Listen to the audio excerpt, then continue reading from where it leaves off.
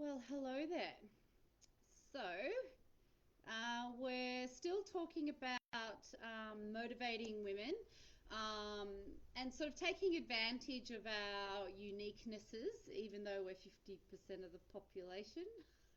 And so now I'm saying this, I want to recognize and emphasize again that I am generalizing. I do know that. And I want to talk today about visualization and imagery. Now, this or visualization and imagery are tools that athletes, male and female, use as a part of their training because it's a way of training without actually training, and it's been shown to enhance performance, right? So this is true whether your client's male or female, but what I want to talk about today is why it's more important to use visualization and imagery with your female clients. Okay. um, Basically it's a rehearsal tool, so you're seeing, you're smelling, you're touching, you're tasting the actions that you're going to perform. Okay, so if it's your perfect deadlift, you're rehearsing the deadlift mentally. And then you're going on, you're actually following the storyline. It's almost like a fantasy of performing the most perfect deadlift on the most enormous weight. Okay. And you've got to use all your senses. So it's an actual exercise: see, sight, touch, taste, smell, feel. Okay.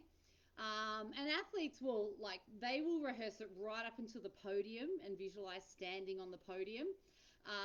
And this doesn't just improve performance in terms of, they do better when they visualize success. It actually triggers the body to adapt their neural networks to the imagined training stimulus.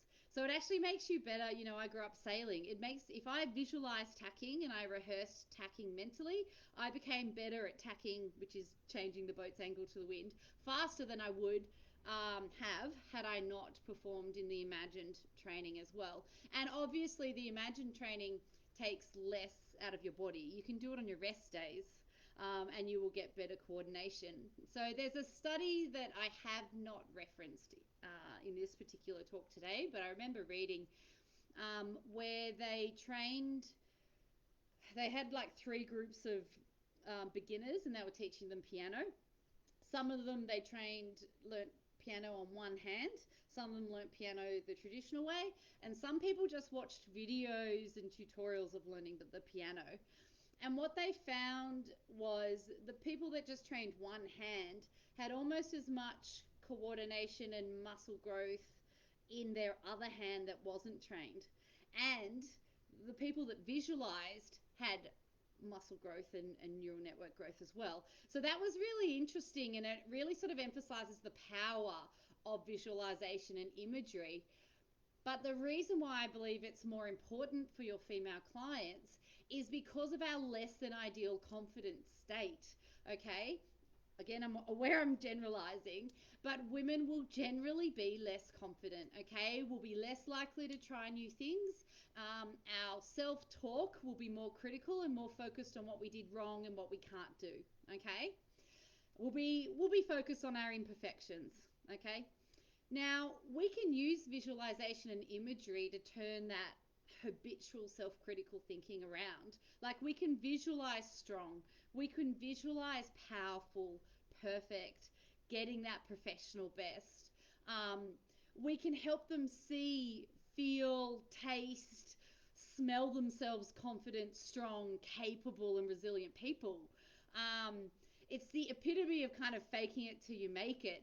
Using these tools, we fake it in their heads until they make it in their bodies.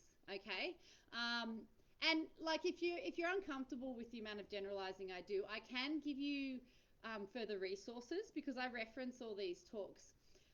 And I've read a book. The first book you need to read if you want to talk about, or you want to understand better, women versus male or men's confidence, is called The Confidence Code by a woman called Kathy Kay. And it goes deep into the research that they've done between men and women. And there's not a huge amount, but there's enough to sort of look at confidence and how it plays out in athletic fields.